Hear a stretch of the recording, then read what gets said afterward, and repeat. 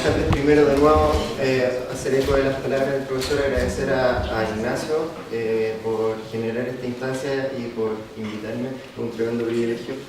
Y en honor al tiempo, avanzamos.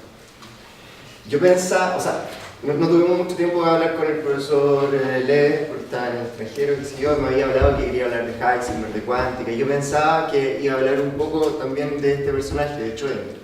Y de, bueno, lo mencionó de cómo esta mirada súper radical de Heisenberg de ceñirse absolutamente a lo observable, construir de ahí su física, digamos. Se contrapuso fuertemente, a la idea de Schrödinger. Él desarrolló también mucho de la mecánica cuántica, pero él tenía una visión mucho más clásica del asunto. Él escribió la ecuación de onda, que después se interpreta como la probabilidad de que un objeto cuántico aparezca, qué sé yo, si uno mide la posición, etc. Pero la raíz de eso es esencialmente cuántica. Él pensaba de que los objetos, a nivel fundamental, eran ondas, no la descripción de la probabilidad. Y pensé que iba a hablar de eso, así que se los comento ahora, como no lo hizo. Y yo veo un paralelo entre esa tensión Heisenberg y Schrödinger con lo que hubo mucho tiempo atrás entre Galileo y Aristóteles, en el sentido de que lo que había era una concepción clásica, digamos, en el tiempo de Aristóteles, de que la naturaleza de cierta forma se comportaba de acuerdo a causas que se podían entender por el hombre, en fin. Y Galileo solamente observó hechos, observó planos inclinados, empezó a botar bolitas y efectivamente la visión de estos dos personajes predominó en el ámbito de la física. Ellos escucharon lo que decían los datos, ¿verdad? Y empezaron a construir ciencia a partir de eso. Pero ¿qué significa dejar que los datos hablen? Si al final, ¿cómo podemos dar sentido a algo si no somos nosotros los que hablamos? Si decimos que los datos hablan, los datos no son nada si no los interpretamos, y todas esas interpretaciones tienen de alguna otra forma teorías detrás que le dan un peso. Entonces, ¿qué significa este gesto hecho por estas dos personas de dejar que los datos hablen? A mi juicio, la respuesta está asociada a la estructura.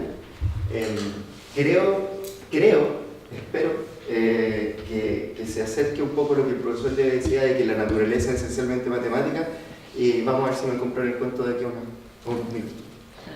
Pero para hablar de esto, este problema está estrechamente vinculado con la naturaleza misma de la ciencia, y hay muchas visiones, pero voy a presentar ahora solo dos dentro de la filosofía de la ciencia, el realismo científico y el antirrealismo. Y voy a mostrar un video de Dawkins, pero en verdad me lo voy a saltar. El realismo dice que si lo que dice la motivación más o menos esta, si lo que dice la ciencia no es verdad, si los objetos que postula cualquier teoría científica no fuesen reales, no tuviesen un eco en la realidad externa, entonces sería un milagro de que todo funcionara como funciona, sería un milagro de que los aviones volaran, sería un milagro que las vacunas sanaran gente, sería un milagro que el éxito de la ciencia no se entendería. Entonces, más o menos sería una cosa como esta. Supongamos que tenemos una teoría por ejemplo, respecto acerca de cierto objeto X. Por ejemplo, una teoría atómica respecto efectivamente del átomo, que predice cierta propiedad dadas ciertas condiciones. Entonces, si yo caliento o tengo bajo cierta presión un gas, van a ocurrir ciertas cosas. Supongamos que se dan efectivamente esas condiciones y después de ellas se obtiene la propiedad predicha posterior a ello. Pero supongamos que no existe X, o sea, supongamos que no existen los átomos, que dice la teoría. La teoría T no refiere entonces a nada en el mundo, y eso implicaría que no se conoce, puede que no exista ningún vínculo entre las condiciones que yo preparé y los resultados que yo había predicho. Eso suena súper raro. Si nosotros no aceptamos eso, probablemente tampoco tengamos que aceptar el punto 3. Esto es lo que llamaríamos una instancia de inferencia al mejor argumento. O sea, en realidad no es un argumento decir de que la cosa funciona y por eso lo que dice la ciencia es verdad, pero parece ser una instancia del mejor argumento que tenemos. El eslogan sería, bueno, si la ciencia funciona tan bien es porque nuestras teorías son básicamente correctas y lo que dice cualquier teoría madura en ciencia es verdad o aproximadamente verdad respecto del mundo. Y eso implica tres cosas. Por un lado, que existe un mundo exterior y que es susceptible de ser descrito por la ciencia, este es el requisito metafísico, que tenemos acceso a ese mundo exterior y que podemos llegar a conocerlo, el requisito epistémico, y que las entidades que nosotros usamos cuando, átomo, ¿qué es eso? Electrón, ¿quién ha visto un electrón? Bueno, que esas entidades que nosotros ocupamos efectivamente refieren a algo. Un realista asumiría estas cosas. Pisilos dice, un filósofo de la ciencia, que si nuestra mejor ciencia no es nuestra mejor guía hacia nuestros compromisos ontológicos, entonces nada lo es. Y Van Frasen, que en realidad es antirrealista, pero para tratar de atacar el punto, define primero qué es ser realista, dice que la ciencia pretende entregarnos a través de sus teorías un relato literal y verídico respecto de lo que es el mundo. Aceptar una teoría científica entonces significa aceptar lo que nos dice eso. Bueno, eso tiene un montón de críticas, por supuesto. En filosofía nada está exento de crítica.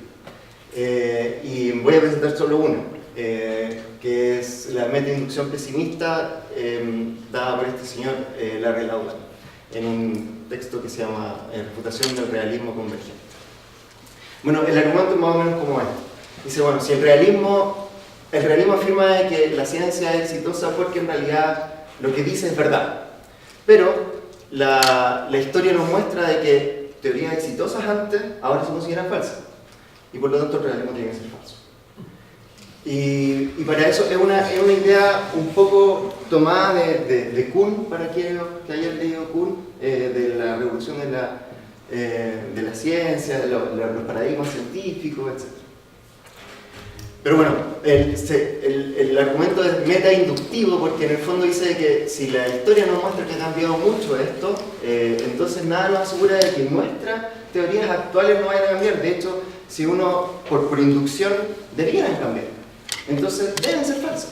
Y los físicos en realidad esperamos un poco que sea así. O sea, tenemos esperanza en estas teorías de gran unificación, no podemos ahora cuantizar la gravedad, pero esperamos de que hayan teorías que de alguna otra forma nos permitan cuantizarla y en ese sentido la relatividad general tiene que ser falsa de alguna otra forma.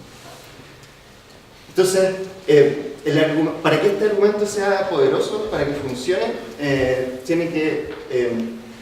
depende mucho de la segunda premisa, de que la historia nos muestre que los términos efectivamente no refieran, de que cosas que se hayan postulado en teoría científica después hayan sido falsas, y él da una tremenda lista de las esferas cristalinas en astronomía antigua y medieval, teoría de amor en medicina, teoría del calórico, el éter, en fin, y él dice podría seguir hasta la náusea. Un realista, Psilos, trata de defender obviamente el realismo. Entonces,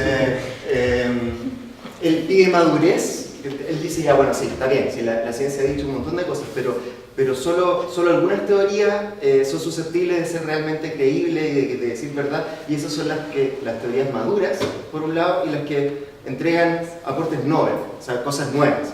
Y él dice que si uno pide madurez, o sea, que se hayan mantenido en el tiempo, se hayan desarrollado y han generado escuelas, qué sé yo, varias de estas, la teoría de humores en medicina, por ejemplo, o la teoría fluvial electrostática, o la teoría de flugistoquímica, perdón, dejarían de estar en la lista. Y si uno pide aportes nobles, entonces también nos echamos las esferas cristalinas, la teoría de inercia circular, acción por contacto, y en fin.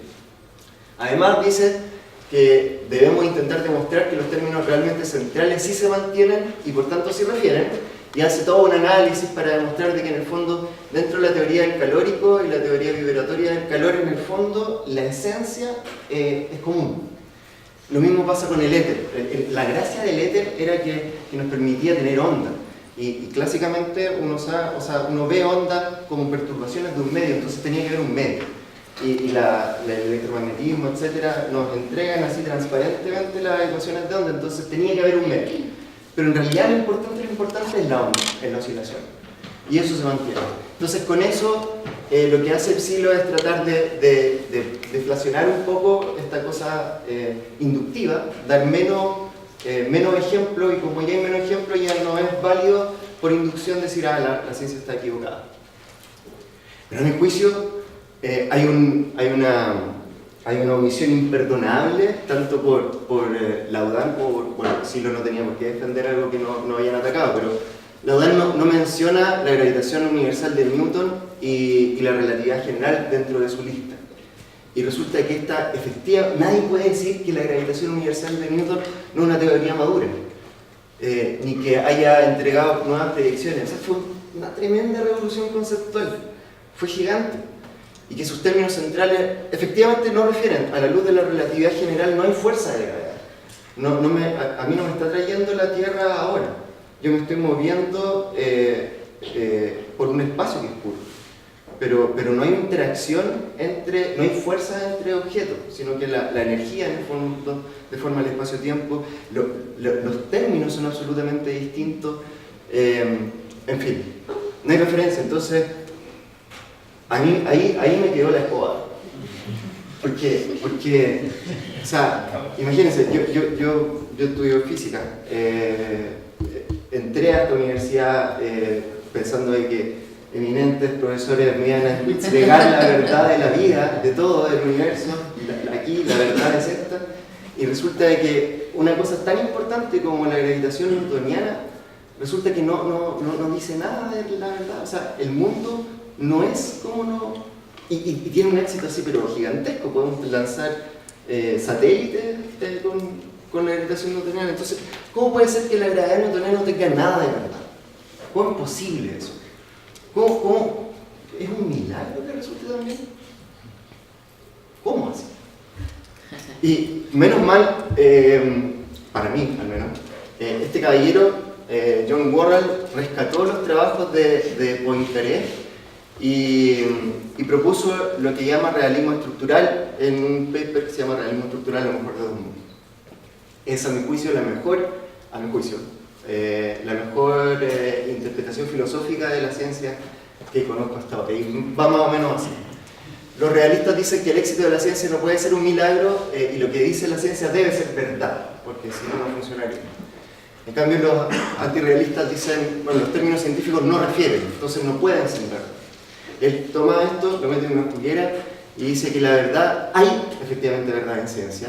No es un milagro que funcione, pero no es el contenido de sus elementos teóricos lo que la hace funcionar, es su estructura. Y ahí todo calza un poco. El término estructura es un poco, o sea, ha sido súper criticado también dentro de la filosofía y me gustaría tratar de ejemplificarlo con un ejemplo súper cotidiano. Todos han hablado por teléfono alguna vez en la vida, todos toman el teléfono y le responden, qué sé yo, a su hermano y reconocen la voz de su hermano. La pregunta es cómo puede reconocer la voz de su hermano. Y obviamente la respuesta está en el funcionamiento del aparato. Entonces, nosotros sabemos de que el sonido son vibraciones en el aire, ¿verdad? Ustedes, asumo, me están escuchando, pero el aire que está en contacto conmigo, que está saliendo de mi boca, en realidad no llega hasta sus oídos. Es una perturbación que se va moviendo. Esos cambios de presión llegan al oído, está el tambor, el yunque, qué sé yo. Esta cosa empieza a se transforma en movimiento mecánico, ese movimiento mecánico se transforma en un impulso electroquímico que empieza a viajar a nuestro cerebro donde interpretamos la voz. Bueno, en un teléfono, la parte del micrófono, esto es un parlante en verdad, pero es más o menos similar, hay una membrana en donde las oscilaciones de la voz, este registro que hace posible que usted distinga la voz de su hermano o de su mamá respecto de su polola o pololo, lo que sea, esas pequeñas vibraciones, la forma muy característica de moverse del aire, mueven esta membrana. Esa membrana tiene adosado un imán que se empieza a mover exactamente igual como se mueve la membrana, la cual se mueve exactamente igual como ustedes mueven el aire. Los campos magnéticos variables generan campos eléctricos, la ley de Faraday, y esos campos eléctricos generan genera una diferencia de potencial aquí que en el fondo después se va por las líneas, el cableado del tendido eléctrico, regresa, o sea, llega hacia el teléfono de su interlocutor, entra por acá, empieza a generar una corriente ahora variable y genera un campo magnético variable que se mueve exactamente igual como los pulsos que venían en los cables, que se mueven igual como el imán que se movía antes y así sucesivamente. Mueve ahora un imán que mueve una membrana que mueve el aire de exactamente la misma forma. ¿Qué es la voz entonces? Cuando ustedes me dicen ya, sí, yo conozco la voz de mi hermano o mi mamá, ¿qué es lo que conocen? Lo que entiendo por estructura es precisamente eso. Lo que estoy tratando de ejemplificar es que nosotros tenemos 5 sentidos. Esos sentidos son en el fondo detectores y lo que detectan son señales sobre un background. Las señales son diferencias. Nosotros somos animales que nos movemos gracias a estas diferencias. Y de esas diferencias nosotros generamos información. Si yo tomara el cable que va desde mi oído a donde proceso sonidos y lo llevara al lugar de mi cerebro donde decodifico imágenes, yo podría ver en 360 grados. Un grito agudo sería como encandilarme, qué sé yo, o el sonido de un cello así gutural sería como una noche oscura, bien dramática. Lo que yo entiendo por realidad, la representación de la realidad parece ser súper distinta a esto, a fluctuaciones, cambios de presión en el aire. Yo no me imagino cambios de presión cuando escucho a mi señora, por ejemplo. Lo interesante de este ejemplo, a mi juicio, es que en todos estos pasos se preserva la estructura, se preserva la diferencia, se preserva la frecuencia con la que oscila mi voz, genera una frecuencia bien determinada en la oscilación del campo magnético y del pulso eléctrico, en fin. Entonces, bueno, eso es lo que yo entiendo por estructura. En el fondo, cuando nosotros hacemos teoría y podemos ver la estructura de las cosas, estamos obteniendo información, datos de nuestros sensores, etc., que nos permiten generar relaciones entre una cosa y otra. Y esas relaciones sí son verdaderas. Y eso nos permite, o sea, eso soluciona el problema, por ejemplo, con la gravedad, porque sabemos que la gravedad newtoniana es un caso especial o sea, no un caso especial, es un caso límite de la gravitación, de la relatividad general. Igual que las transformaciones de Galileo son un caso límite de las transformaciones de Lorentz. Entonces la estructura está. Y es eso a lo que nos estamos aproximando. La ciencia sí nos entrega verdades, señores, según lo que... Y quería respetar lo que decía el profesor. Él decía, la realidad es matemática. Bueno, la matemática es el lenguaje que ocupa, en este caso la física, para poder desarrollarse. Y la matemática tiene la ventaja de que precisamente se trata de cuantificar cosas y de relacionarlas. Y un cuerpo es un lenguaje, como ningún otro, cuyo campo de estudio es sí mismo. Entonces no tiene límites para desarrollarse, basta que sea autoconsistente. Entonces, si la naturaleza es autoconsistente y tiene relación entre eso, y nosotros generamos un cuerpo, un lenguaje que es autoconsistente y que de hecho trata sobre relaciones entre cosas, es súper probable. Y si nosotros como animales sintientes, cuyo único acceso a la realidad es a través de la prolongación de nuestro sentido en objetos de medición, en detectores o lo que sea, entonces es súper probable que el resultado final sea súper abstracto y apunte solo a las relaciones entre estas cosas. Bueno, para terminar, hay varias versiones del realismo estructural. Está el realismo estructural epistémico, que en el fondo dice que lo único que nosotros en realidad podemos aspirar es a conocer estas relaciones entre cosas. Está el realismo estructural ontológico, que es mucho más radical y dice, no señores, solo existen relaciones en el mundo, no existen objetos.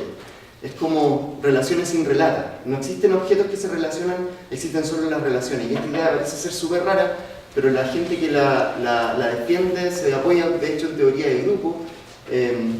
habla, por ejemplo, de que los invariantes nacen de la simetría y la simetría son la estructura de los grupos y los invariantes son los que nosotros de alguna otra forma medimos en los laboratorios, qué sé yo.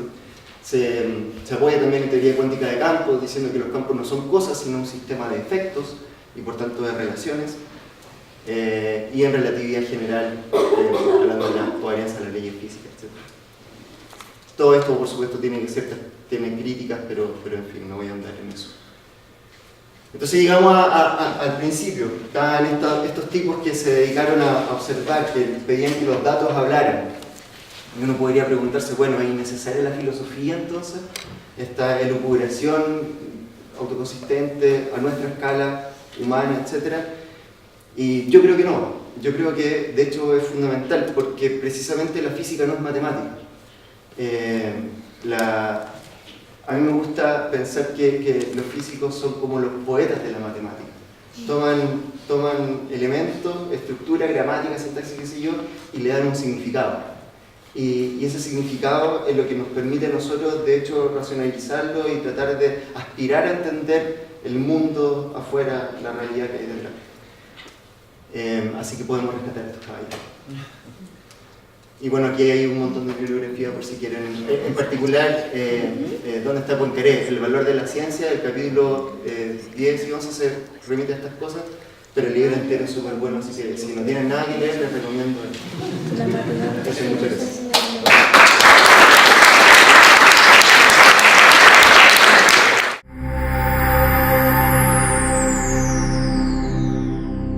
Y Galileo solamente observó hechos, observó planos inclinados, empezó a botar bolitas y efectivamente la visión de estos dos personajes predominó en el ámbito de la física.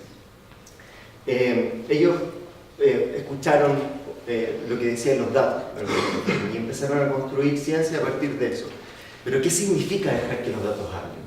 Si al final, ¿cómo podemos dar sentido a algo si no somos nosotros los que hablamos? Si decimos que los datos hablan, los datos no son nada si no los interpretamos, y todas esas interpretaciones tienen de alguna otra forma teorías detrás que le dan un peso.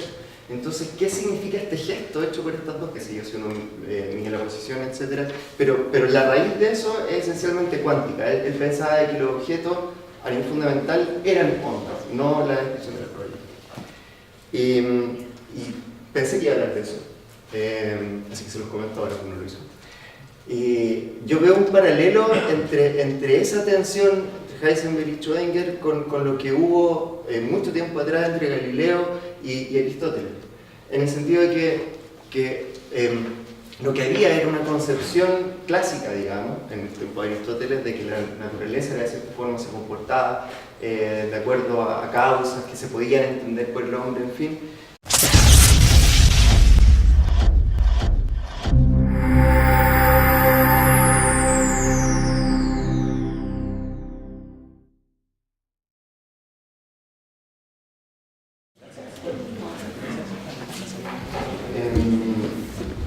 Bueno, buenas tardes. Primero, de nuevo, hacer eco de las palabras del profesor, agradecer a Ignacio por generar esta instancia y por invitarme, un tremendo privilegio. Y en honor al tiempo, avanzamos. Yo pensaba, o sea, no tuvimos mucho tiempo de hablar con el profesor Leves, porque estaba en el extranjero, qué sé yo, me había hablado que quería hablar de Heisenberg, de cuatro personas, de dejar que los datos hablen. A mi juicio, la respuesta está asociada a la estructura. Espero que se acerque un poco a lo que el profesor le decía de que la naturaleza es esencialmente matemática, y vamos a ver si me compran el cuento de aquí a unos minutos. Pero para hablar de esto, este problema está estrechamente vinculado con la naturaleza misma de la ciencia, y hay muchas visiones, pero voy a presentar ahora solo dos dentro de la filosofía de la ciencia, el realismo científico y el antirrealismo. Iba a mostrar un video de Dawkins, pero en verdad me lo voy a saltar. Yo pensaba que iba a hablar un poco también de este personaje, de Schrödinger, y de, bueno, lo mencionó de cómo esta mirada súper radical de Heisenberg de ceñirse absolutamente a lo observable, construir de ahí su física, digamos. Se contrapuso fuertemente, a a la idea de Schrödinger, él desarrolló también mucho de la mecánica cuántica, pero él tenía una visión mucho más clásica del asunto. Él escribió la ecuación de onda, que después se interpreta como la probabilidad de que un objeto cuántico aparezca.